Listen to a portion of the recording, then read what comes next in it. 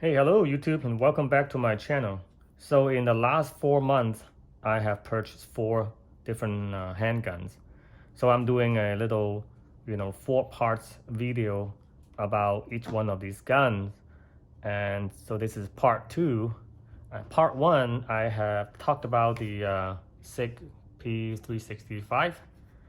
So now we're in the part 2, and I will put the link down in the description for the part 1 of this video series. And then also I also had previously did a tabletop of the Smith & Wesson Model 63, and I will put the link down below as well. And I will do a shooting video on this particular revolver.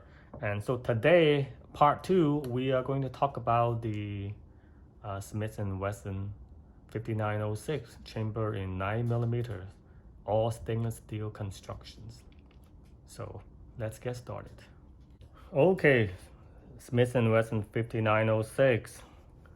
So why do I have it in a box? Because this gun came to me brand new, and it still have the original sort of wrapping paper and original box, and it still have the warranty paper because it's sold as brand new. And the warranty paper, believe it or not, it was like yellow, kind of like the carbonation is so old. It's been like must be like more than 20 years old. So the warranty paper was old. So I did an online registration, and I still have the good old Smith & Wesson warranty covering this firearm. I bought it in April, and from a pretty reputable online FFL website. And then the FFL, it's also, I have purchased the firearm from the FFL a couple times. It's pretty reliable. So according to the description, this particular handgun was a law enforcement demo unit, and it's been fired a few shots, and then since then it's been locked up in some sort of warehouse for the last 20 years. So I was lucky to get it, and let's take a look at it. So let's make sure the gun is clear. Magazine's out. Oh, let's take a look at this. It came with 1 magazine. It's a 10-round magazine, and so that tells you this is like during the good old day Clinton, assault weapon ban. 1 10-round magazine, California style, right? So let's take a look at the chamber. Oh, chamber's pretty clean and clear. So yeah, the clean's here, and then let's take a look at it. So so a little bit history about 5906. This gun is pretty popular, right? In the 80s and 90s, it has several generations that made this gun. I think this is the Gen 3. So some of the things you can tell, it's got the Novax rear sights, and got the little sort of the trigger guard's a little kind of oval shape, and the checkering on the trigger guard. And then also the grip is very sort of the straight angled 1911 style sort of shape. And I believe originally this gun in the early 80s was trying to obtain a Navy contract, and so that they actually went in for a bid. I think it eventually was got sort of the contract was given to Sig, for the P226 for the Navy, but that is in order for them to sort of to be more appealing to Navy. They adopted this 1911 grip so that it will be less training required, for the transitioning for the personnel from 1911 to this particular handgun. But that wasn't that didn't go well, and then. But actually, a lot of law enforcement actually carry these guns in the 90s, in the 80s and 90s.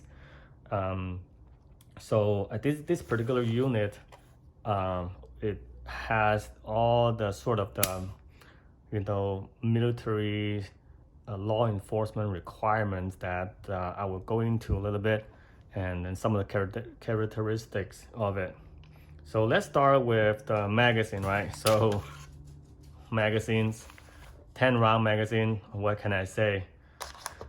But you know, it's pretty nice quality. You know, it's a metal and it's kind of glossy. It functions well. I already have taken it out to shot it a few times since I bought it in April. And then since then, I also bought a Smith & Wesson factory 15 round magazines, so that, you know, it'll have something more up to date instead of reminding me every day of the Clinton assault weapon ban, right? Assault weapon. And also I got a MacGuard 17 rounds magazine as well, very good quality, +2, so 15 +2. I really love this magazine. It functions really well. I put maybe at least 100 rounds through it, no malfunction. So to jump ahead, like I have shot about maybe 200 rounds out of this pistol since I bought it. From all 3 magazines, 0 problems. Functions all 100%, no problems. Even the 10 rounds, you know. So other things about this handgun, look at this, how like it just feels so good in your hands. It's solid, heavy. It weighs about 38 ounces. It's almost up in that territory with the 1911, right? I think 1911 is like 40 to 42 ounces. You know, with the 4-inch barrel and slide mounted safety and decocker. So the decocker has it's not like the modern day sort of a Sig P365 type of decocker where, you know, you decock and then the decock will actually returns to the fire position. But for this one, is similar to like a Beretta M9 where it will stay in the safe position, and when you're ready to fire it, you have to put it back to a fire position in order to be able to engage the firing mode. So like to show you the difference, I have a CZ P07. So let's make sure this gun is unloaded. So magazine's out, so it's unloaded. So the CZ P07, it's very similar size. You know, this has a threaded barrel, so the barrel length is 4¼ inch. And when the hammer is cocked, you could just do a decock and then, but it does not have a kind of fixed, safe position for the decocker to stay in. It goes back to the fire position. And also, when the hammer's decocked, it has that little kind of like in a half cock position as well. So the hammer is not in contact with the firing pin. So this is more of the modern, newer design. But for the 5906, I would definitely recommend to have the safety after the decock. Would stay in safe instead of going back to fire mode, because the hammer is actually touching the firing pin, and which is, if you drop it, you know, I'm not sure if things happen that people dropped it and then it will actually accidentally discharge firearm. If you know about that, leave a comment in the comment section, and definitely would like to hear from you, because I'm still new to this particular handgun. I'm only showing you what I know, and I'm definitely don't know a lot of things that, you know, some of you, you know, own this firearm for a long time. Please let me know all the ins and outs. I just kind of show you basically the beauty of this gun, right? It just feels so solid. So they have a model for this one that has an aluminum frame, but the all steel is just so much better, so much more substantial, and the tones is the same, uniform, because when you have an aluminum frame, the aluminum frame tone is a little different than the steel frame. So okay, so let's talk about one of the things that I don't like about these guns. Is the magazine disconnect. Right now nothing happens because the magazine is out, and it's a pretty easy fix. I've seen quite a few videos on. Basically, underneath the rear sights there is a plunger that will engage the magazine disconnect. You just have to remove the rear sights, and you can take that plunger out, and then you won't have a magazine disconnect anymore. So I might be doing that down the road, but right now I shot a few times and the sight is like right on, like, you know, out to like 30 yards, and so I don't want to mess with the sights anymore. I mean, for now, because I just enjoy shooting it so much. So let's talk about the trigger. So double action trigger is actually really good. I really like it. It feels like one of those old school feel to it, you know. It doesn't have that kind of plasticky polymer kind of feel. It felt like I would say a kind of Smith & Wesson J frame or K frame sort of double action triggers that feels not heavy at all, like maybe 12 pounds, and really smooth, and you could actually stage it and then right here and then fire. So I really like double action trigger. So when you decock the gun, put it back on fire mode, and when you're ready to fire that first shot, double action, I don't see myself having problems to kind of connect with the target, especially in a defensive situation. So for single action, here is where that law enforcement thing comes in, is that it goes right to, you know, there's no resistance at all. It goes right to the back wall where you hit that hard wall, and then it feels like at least more than 6 pounds or maybe even 7 pounds of kind of trigger pull.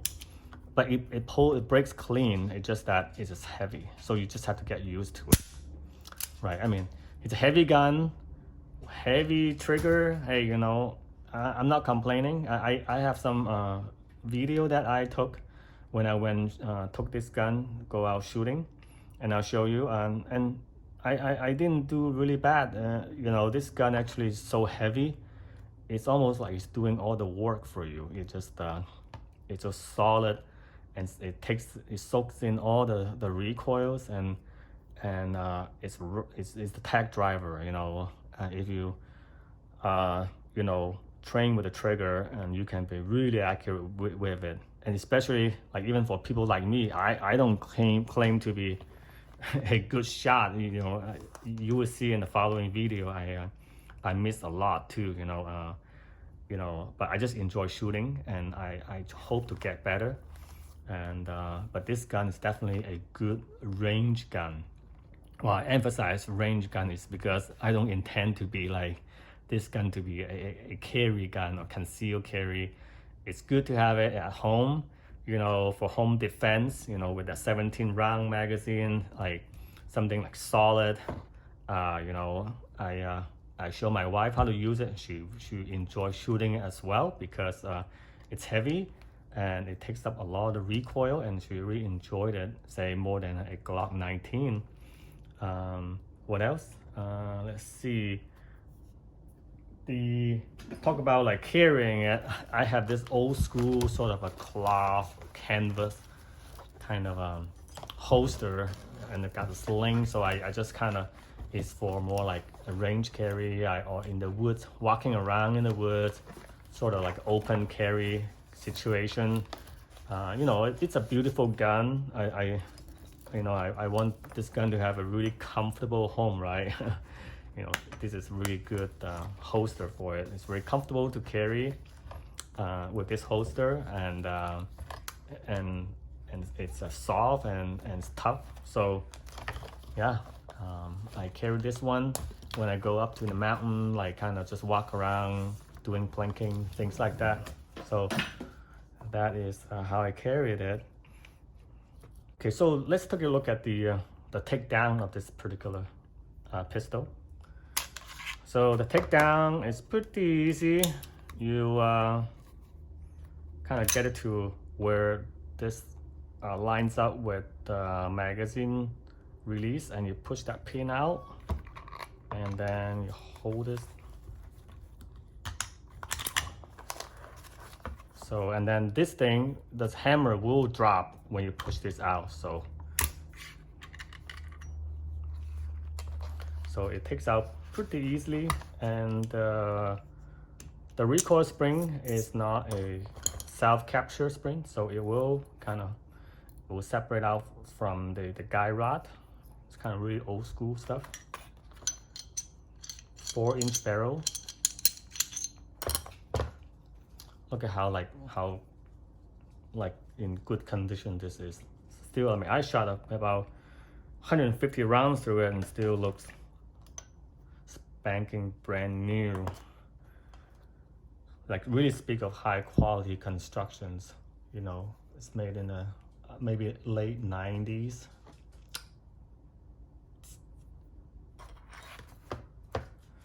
And so here is where the magazine disconnect will sort of depress this particular lever, and you can see there's a plunger right here that holds together by the dovetail rear sights. So if you remove this dovetail rear sights and you can get that plunger out, then you will have a non-magazine disconnect normal firearm, right? So maybe that's something that I'll be doing down the road. So let me put this back together. Okay, drop that hammer. Yep. So yeah, so that is what I have for just, you know, the tabletop part of this gun review. You know, by the way, I paid $599 for it. Now let's take a look at some of the shooting videos that I have made in the last couple months.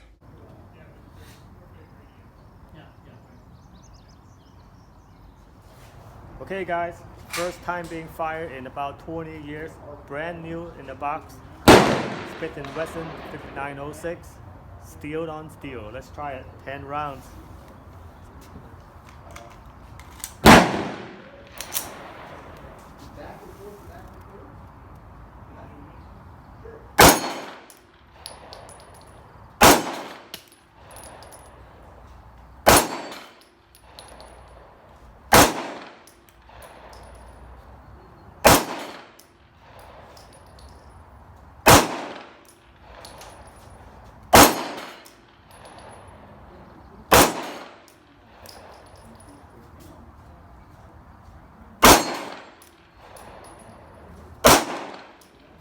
Okay,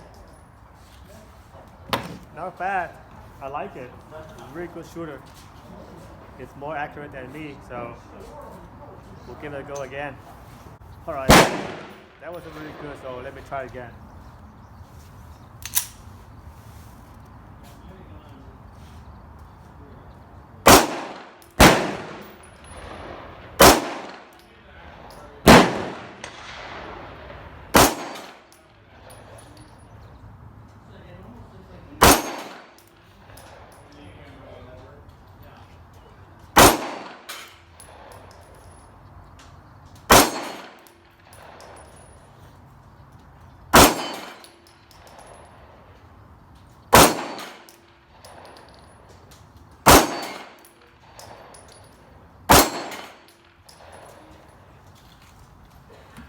Hand round magazine, California style. Let's go.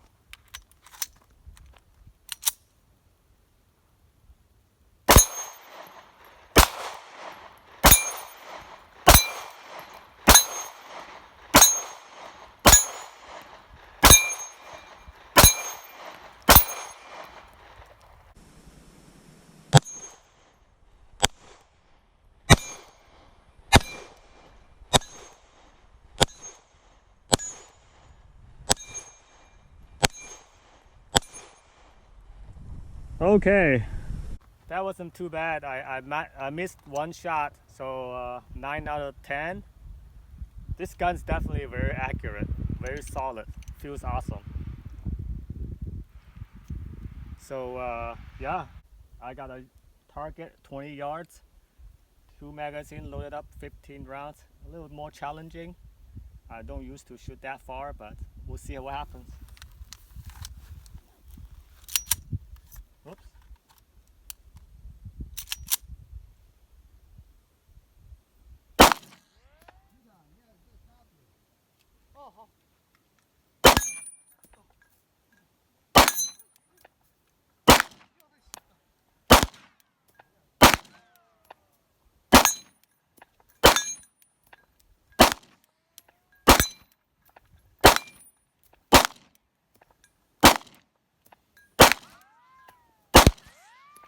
Okay, that wasn't too hot. We'll try it again.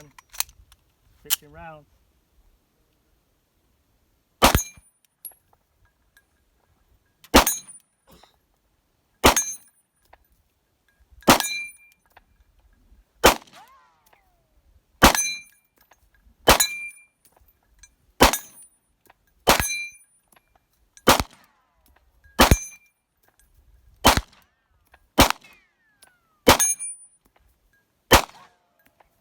Well, I think it's not too bad. 20 yards. Definitely the gun's more accurate than me, so I need more practice with it. The triggers is nice, but a little heavy, but breaks clean. So yeah, I like this gun. Really nice. Good shooter. Okay, thanks for staying till the end and having to watch all that shooting videos. I'm sure my shooting skills is not that great. The video is never about my shooting abilities. Otherwise, I would never make them. It's about this particular firearm, this beauty that really speaks to me, and that I really appreciate. The way that its design is made. It's really kind of brings you back to good old days. It's a passing of an era, right? Things that will only get better. They make better guns, lighter, higher capacity. Which is always good. Things progress, but sometimes something like this, comes along. I just have to have it. I have a lot of handguns. I didn't buy this gun for the coronavirus pandemic or all that social unrest. I bought this gun because it speaks to me.